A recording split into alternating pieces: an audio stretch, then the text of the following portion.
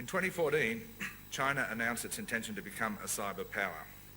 In 2016, it announced plans to elevate cybersecurity as a level 1 discipline in its universities, same level as engineering, medicine, physics, chemistry or law. In 2017, it announced plans to set up a national cybersecurity vocational college with a planned throughput of 10,000 students, time period unspecified, but one presumes a year. China's current shortfall in cybersecurity positions was estimated at 700,000 in 2016 and is estimated to reach 1.4 million by 2020. So the figures that you're hearing of a global cyber shortfall of 1.4 million by 2020 are just completely wrong because they don't take account of China's figure alone.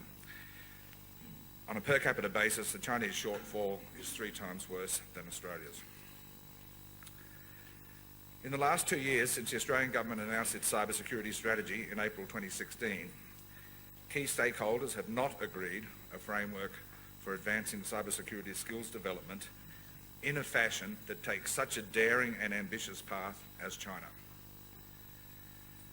In Australian universities, cybersecurity centres are still controlled by engineering or IT departments, and they suffer for it. National policy on cybersecurity education still fails to address many key needs. Surveys have been undertaken, working groups have met, ministerial roundtables with industry have been held, and reports have been drafted. Some important new measures are underway, not least the agreement to develop a national standardised curriculum for vocational education that was announced in December 2017. Yet, the need for a published national audit of cyber needs and capabilities remains unmet after 2 years. One critique made in April 2016 of the government's cybersecurity strategy is that it had no baselines and no evidence base for its ambitions to get more people into cybersecurity work roles, especially more women. Collectively, in the 2 years since, the country has produced elements of this evidence base, but it remains fragmented and much of it is not available in the public domain. Moreover, work done to date is not comprehensive across the full range of cybersecurity skills, especially those that are non-technical. But even at the technical level, there are significant gaps in our assessment of the cyber skills deficit. In November 2017, the Department of Prime Minister and Cabinet partnered with the University of New South Wales in Canberra to carry forward this cause of developing the evidence base and understanding strategic needs more deeply. Under the rubric of a conference called Realigning Cyber Security Education, we convened a one-day academic conference and a one-day policy workshop. This presentation today is the first public reflection on the contribution and findings of those 2 days. It is on the basis of this joint undertaking and the positioning of UNSW Canberra on these research issues that the presentation today was invited by the organisers.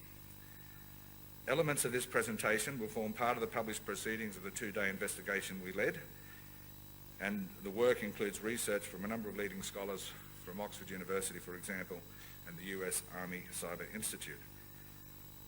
But of course, I'm the person who's responsible for the content today and nobody else. The conference we held in November last year revealed a depth of knowledge and commitment among policymakers and researchers and university academics, and they will help resolve the challenges that we're addressing today. At the same time, there wasn't a single person in the room, either amongst the university scholars or the policymakers, who had a comprehensive picture, and none had addressed in completed research the question for today's session. How do we measure cybersecurity skills gaps, and how do we fill them, referring to that evidence base? Of special note, the former Minister for Cybersecurity, Dan Tehan, observed in December last year that a number of organisations, quote, have exciting initiatives underway in this space, but what we need to do is coordinate our approach and bring it up to a national scale, unquote. Dan Tehan is right, we are not there yet. A Senate committee report in 2014 on Australia's innovation system remarked as follows: Government science research and innovation measures have tended to be short-term, inadequately funded and prematurely terminated. Some interventions have lacked a strong evidence base, whilst others have operated with limited reporting of outputs and incomes and minimal evaluation, unquote. To pick up this theme of evaluation, a report of the Productivity Commission that was requested by the Treasurer and finalised in December 2016 found that Australia lacked a credible evidence base for evaluating the quality of its school-level education across the board. That was in everything, not just cyberspace issues. Moreover, that Productivity Commission report, commissioned by the Treasurer, found very little evaluation of programs to better inform the link between school education, outcomes and workforce development, and our experience suggests that there's a similar absence of evaluation of university education as well. So putting this all together in respect of cybersecurity education, we could make a case that Australia is still operating in the land of the blind in terms of baselines and strategies for national level cybersecurity education and workforce development. Evaluation and accreditation of curricula is a necessary step, as is certification of skilled immigrants and visa holders. That sort of work is in hand to some degree, but these are just the beginning steps. They are not only baby steps, but they may become meaningless without an evidence base. In preparing the UNSW 2017 conference with PM&C on realigning cyber security education, we confirmed our initial premise. There's not a single university-based scholar in Australia devoted primarily to the study of cybersecurity education methods and policy, beyond basic issues of cybersecurity awareness. One of the most important recommendations of the December 2016 Productivity Commission report on school education was that the country needed a whole new institution who would take up the challenge of evaluating the quality of Australian school education. This presentation talks a little bit about what that finding of the Productivity Commission means for the question of cybersecurity. The basic premise of this presentation is that we need a strategic view. These were the words of Ivan just before the presentation, and that's the words in this presentation here. In order to set priorities and allocate resources, we have to know what we are measuring for. What is the purpose of our cybersecurity education? To find what skill gaps are the most important, we need to know what sort of cyberspace we want. For a business leader, this might seem easy. Private sector firms usually address skills for the business today and the next 2 to 3 years, maybe 5 to 10, and this is more or less a strategic HR decision for them. Beyond that, the leaders of large businesses might work outside the business to lobby education providers to develop the right pool of trained people, at least with basic skills that meet the strategic HR needs. We're doing that. There is another consideration, however. The leaders of big business need to make their judgment and commitment based not only on today's perceived HR needs for the future of their own businesses, but also in terms of future trends in the entire ecosystem of cyberspace. The single most important finding of the joint conference with PM&C and UNSW last year was one just mentioned, as argued by Tom Sear. If we want to secure cyberspace in Australia, we have to decide what sort of cyberspace we want. That idea may sound overly philosophical, not to mention wildly impractical, because we operate in a global infosphere, borderless, ubiquitous, and delivering near instantaneous threat. Australia did not construct this infosphere, and we only control a small number of behaviours and activities in it. Well, to its credit, the Australian government went a good part of the way to meeting this foundational philosophical requirement in its April 2016 cyber strategy. And when I checked, I was delighted to find that the Prime Minister had said this strategy sets out our philosophy for cyberspace. So the Australian government is well on the way to having the right departure point for securing cyberspace and developing the skills attributes. We've got a philosophy of what we want in cyberspace. He said it was designed to meet the dual challenges of the digital age, advancing and protecting our interests online. He went on to say that the maintenance of our security online and the protection of freedom are not only compatible but reinforce each other. A secure cyberspace provides trust and confidence for individuals, business and the public sector alike to share ideas, collaborate and innovate. It should be clear, therefore, at the outset that a national conversation about cybersecurity skill sets has to be about skill sets for the security impacts of cyberspace. This latter consideration is a far broader framing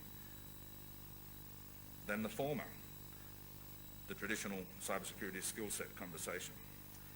One of the first challenges in setting national policy in this domain is drawing the boundary between sovereign capabilities and global capabilities, both in specific activities we feel we need to protect or promote, and those that we're prepared to leave to global market forces or global realities to address.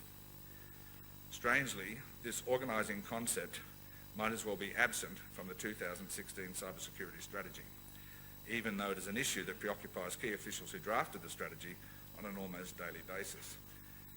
The authors will say there are places in the 2016 cyber strategy that reflect awareness of the sovereign needs. I would make the case that they're almost invisible. Australia has not yet formed a clear, explicit view of where it wants to draw the boundaries of its influence in the global infosphere. It has been highly reactive, with new legislation or government arrangements that affect security in cyberspace being proposed every 6 to 8 weeks on average in the last several years.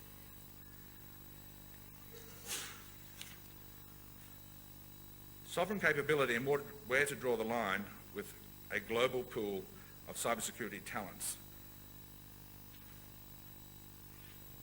This is an issue that the government has not addressed.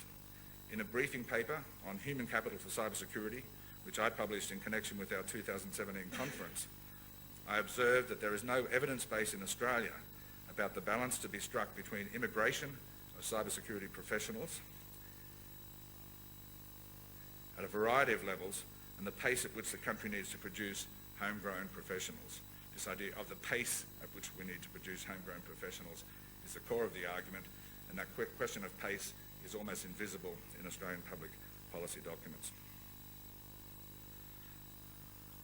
This situation is complicated by the proposition that cybersecurity services can be provided offshore, supported by temporary work visits by key staff, and some of Australia's leading corporations already rely mainly on offshore companies to provide the highest levels of cybersecurity skills.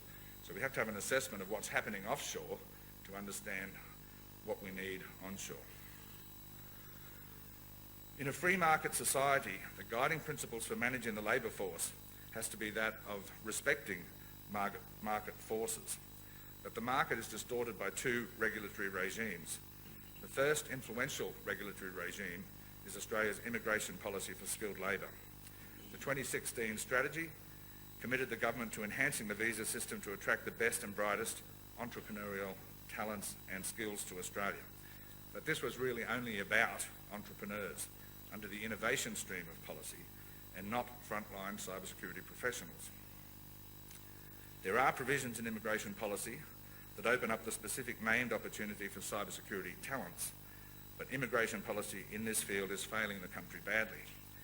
In Q3 of 2017, according to government data, Australia granted 40% more visas under the old 457 category to cooks, chefs and restaurant workers than it did to electrical engineers and ICT professionals. So 40% more visas in 2017 Q3 to cooks, chefs and restaurant workers than to electrical engineers and cybersecurity professionals, ICT professionals. The absolute number for the latter group were of the order of 8,000, meaning that only a fraction of the number were dedicated information security professionals. So we've probably got of the order of 1,000 or so cybersecurity professionals coming into the country each quarter on that data by a very rough estimate. The occupation ceiling for ICT security specialists under 189 and 489 visa categories was set for financial year 2017-18 at 2,000. So we do have one dedicated subcategory for ICT security specialist. It's a managerial role. Many cybersecurity functions are covered by other names which don't necessarily reveal that it covers cybersecurity professionals. But the visa ceiling for that financial year, 17-18, for ICT security specialists was set at 2,139. By the end of February 2018, in that financial year, according to the data of a private firm, only 8.9% of the available opportunities had been filled. The second influential regulatory regime is that for universities. These are institutions which structure their formal teaching and staffing in fairly rigid frameworks that have not changed much in half a century. There are important exceptions, so we have distance learning, which was not that visible half a century ago, and we do have new one-year master's degrees by coursework that were not that visible 50 years ago. Much has been made of the need for collaboration between the university sector and business in research and development, but even this has developed poorly. And in that environment, less attention has been paid to the collaboration between industry and universities in teaching and staffing, including for cybersecurity. Now, we all know that Optus and the Commonwealth Bank have made big investments in teaching at several universities, Macquarie, La Trobe and UNSW Kensington, but these efforts have yet to bear significant fruit. When they do, the problem identified by Dan Tian will still be on the table: how to take these educational breakthroughs in single institutions to a national scale. A reasonably basic picture of the cyber skills situation in Australia was provided in April 2017 by AustCyber in its Cybersecurity Sector Competitiveness Plan, and I commend it to you all. But in its analysis of the workforce and education providers, it has little strategic vision and is superficial in its analysis. It's got a couple of statistics and doesn't go much further than presenting the statistics. It draws largely on survey results and does not appear to have taken account of the complexity of the problem. So, getting strategic. The main challenge in analysing workforce issues in Australia, as in other countries, has been the departure point, the national cybersecurity workforce. On the one hand, this is such a diverse body of skills and activities that it defies easy generalisation and measurement beyond fairly superficial analysis. On the other hand, in terms of the private sector, it is ultimately the market that must decide on and deliver the skill sets they want through on-the-job training to Australian residents, or through immigration, or through reliance on the provision of offshore services. Universities are not only constrained, universities are not only constrained by antiquated learning structures, but they are essentially laissez-faire institutions. When it comes to market forces, their primary considerations are student demand and academic rigour, ahead of any consideration of industry needs. A university does not exist to feed the labour market. Some universities take a slightly different view. Some parts of some universities take a slightly different view. All of this is to say that the Australian government needs to make strategic choices about its highest priorities for the cybersecurity skills gap. Industry groups and individual firms will remain free to measure what they want and act on it. And I wish our business leaders every success in getting the educational institutions in the country to change their practices in the field of cybersecurity education to get the job done. But still, Australia has no degree specialising in cybercrime, a challenge estimated in 2016 by the government to cost the country between $1 billion and $17 billion a year. We do teach some elements of cybercrime in different universities, but we don't have a specialist degree. One of the best examples of such a degree is University College Dublin, which has a one-year master's degree supported by enrolments from 64 countries and funded by a large number of the governments of those countries.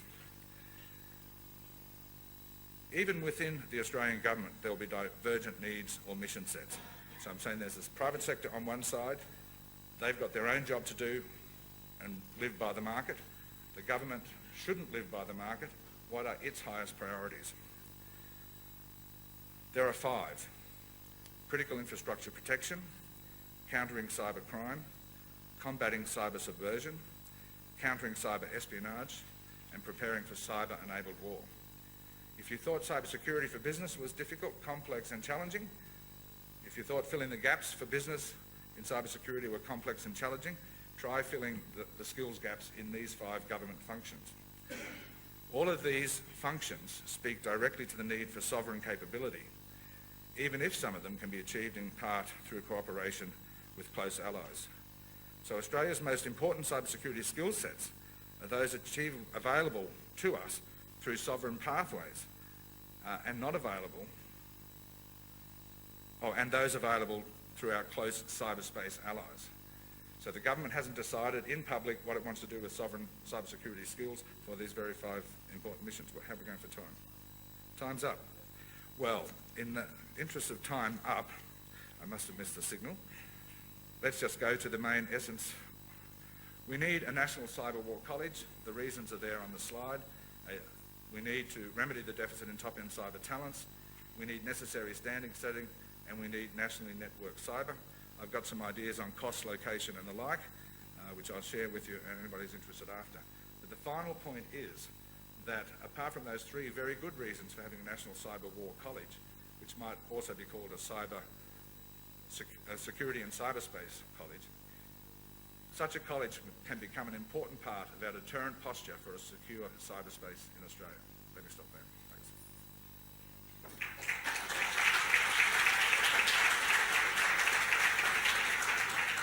We can maybe take 2 questions.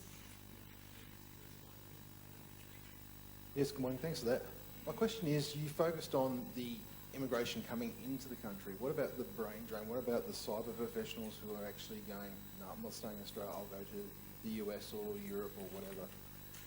Yeah, it's a good question. It was referenced in the Ost Cyber report on cyber skills, and they estimated that it was a net effect of about 3,000 in the time frame they were looking at, which I think was about 10 years out. I can't comment on that, but it's a very good point. So we have to compensate for that. And they took that into account in estimating the deficit, the number of posts we need to fill. Second question. Some of our allies have a much more mature national cyber philosophy.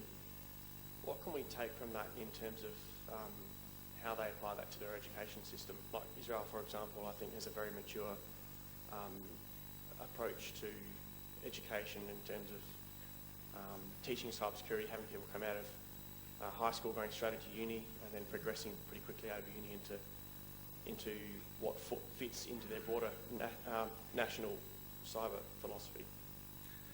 Well, I think Australia can take a lot from what the United Kingdom and the United States have done in cybersecurity education and filling their skills deficits.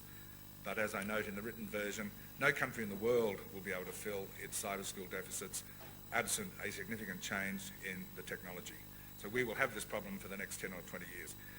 What we have to do is identify the highest priorities, and the Brits and the Americans have done a far better job in focusing on the top end, difficult national security and sovereign needs in a way that the Australian government has not yet done.